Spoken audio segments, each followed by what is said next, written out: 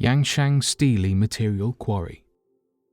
Located in Nanjing, in the country of China, there lies an ancient stone quarry that has been a work site for ancient Chinese dynasties for more than 3 centuries and spanning more than 6 dynasties dating as far back as 200 AD. Unfortunately, exactly how the quarry was mined and made with such tremendous effort roughly 2,000 years ago is unknown, as back in 1368 AD, the Hongwu Emperor would reopen the quarry location and use the quarry for the construction of his kingdom that would continue up past the early 1400s.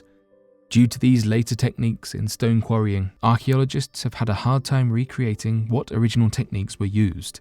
Despite these more recent cuts, the size, quality, and techniques used by ancient people were thought to rival any other building project of ancient times, and the site to this day inspires a strange sense of awe and wonder as to its construction.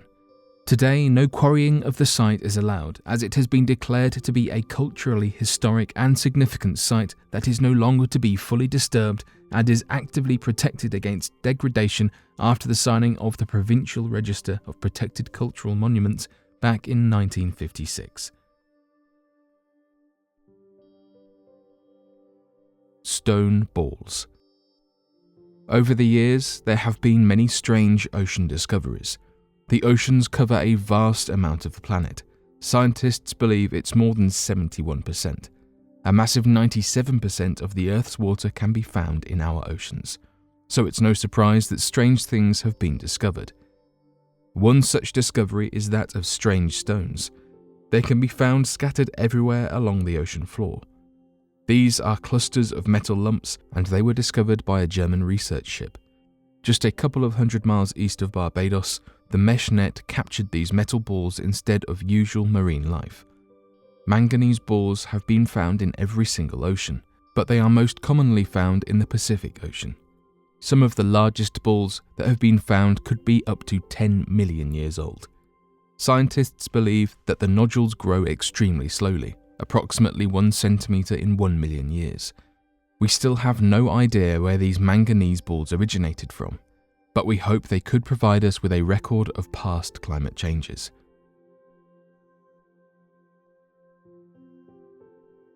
Dighton Rock.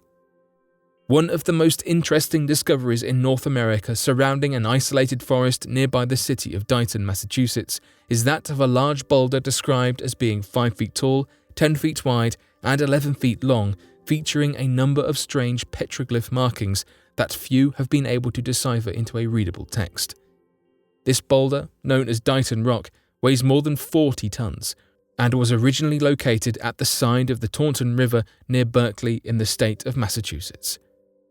The first mention of Dighton Rock dates back as far as 1680, when a man by the name of John Danforth, a resident of a newly formed English colony in the region, would make a copy of the images of the rock and have them preserved and sent back to the British Museum for examination.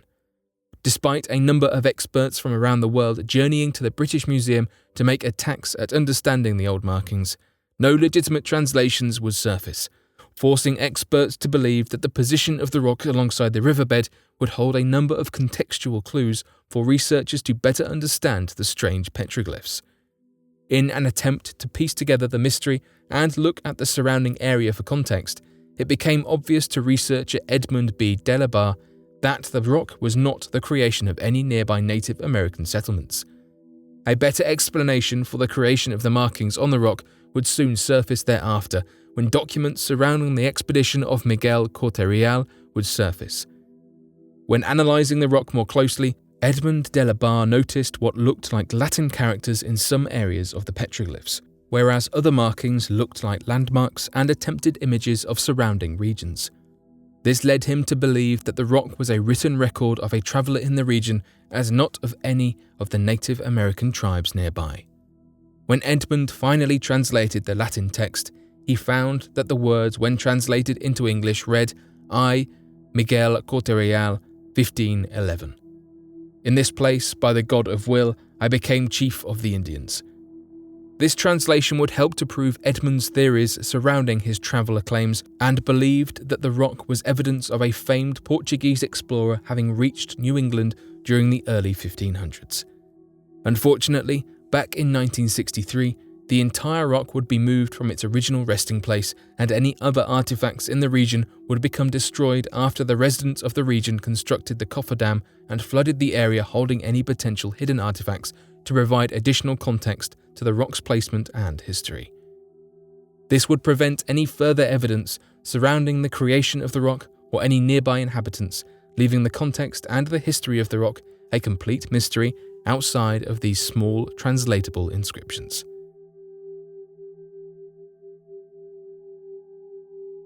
Hidden ancient city. Discovering the ruins of an ancient city surrounded by the sprawling plant life of a jungle is a fantasy that many of us had in our youth. There's still something about uncovering the remnant of ancient civilizations that just gets the blood pumping. Many ancient ruins may still be out there waiting to be discovered.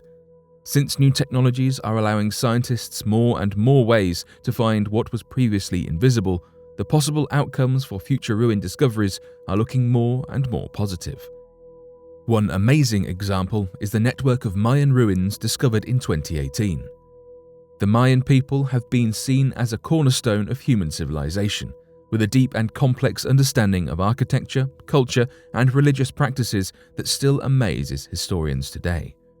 Yet, nobody was expecting the extent of the discovery made in 2018, when over 60,000 Mayan ruins were uncovered in Guatemala.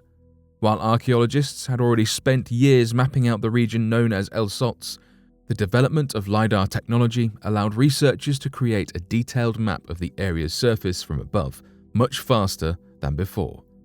To give an idea of how dense the jungle is in this area, one archaeologist stated that one of the finds was within 150 feet, but due to thick vegetation, they had never spotted it. The LiDAR technology shaved years off of the team's overall workload, and it has uncovered an unbelievable amount of previously unknown Mayan ruins, including walls, moats, roadways, and fortresses. Some of the most interesting finds from the discovery include a 7-story pyramid that was completely hidden by foliage, as well as an intricate network of raised highways that connected all of the Mayan cities in the local area. These networks are particularly fascinating as they show signs of heavy use, indicating that trade between cities was frequent. Stephen Houston, a professor of archaeology and anthropology at Brown University, stated this discovery is one of the greatest advances in over 150 years of Mayan archaeology. LiDAR imagery is a new tool that spots archaeological points of interest that would otherwise be invisible to us humans. Using remote sensing technology, LiDAR uses beams of lasers pointed at the ground to create an image map of the area's surface. The beams then bounce back and the wavelengths are measured, giving an accurate picture of what lies below. The find in Guatemala has made historians completely rethink what they thought of the Mayan people. Observing the thousands upon thousands of ruins, it could be possible that the civilization population was 3 to 4 times bigger than we once believed. Mr. Estrada Belli said, "With this new data, it's no longer unreasonable to think that there were 10 to 15 million people there, including many living in low-lying, swampy areas that many of us had thought uninhabitable." One caveat to this discovery is that while the find is a phenomenal discovery, researchers have their work cut out for them, as the El Zot site is likely to house more than 3,000 years of Mayan civilization. This means that lots of the finds may be from completely different periods in Mayan history, and it'll take a long time to accurately study and catalogue each and every one of them. Still, it goes to show that there could be an untold number of things waiting to be discovered in our planet's jungles.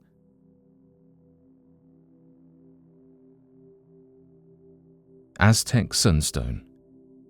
The Aztec Sunstone is a mysterious circular stone that was discovered in 1790 in the Central Plaza of Mexico City. The stone depicts the 5 consecutive worlds of sun, as per the Aztec mythology.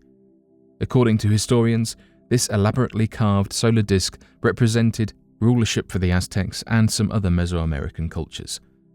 The top of the stone contains a date glyph that represents the beginning of the 5th and final sun, and the date 1427 CE. This legitimizes Itzcoatl's rule and creates a bond between mankind and the gods. The basalt stone has a diameter of 3.58 meters and has a thickness of 98 centimeters. It weighs around 25 tons. This stone was once a part of Temple Mayer's architectural complex, and the center of the stone has a representation of an Aztec god. The tongue of the figure is sticking out and probably represents a sacrificial knife, suggesting the thirst for sacrifice and blood. Historians believe that this stone was originally laid on ground and it was smeared with blood sacrifices. At the time of its discovery, the Aztec Sunstone was found laying flat and upside down. Some historians believe that it was left in that position in an effort to prevent the alleged final cataclysm, which was the fall of the final sun.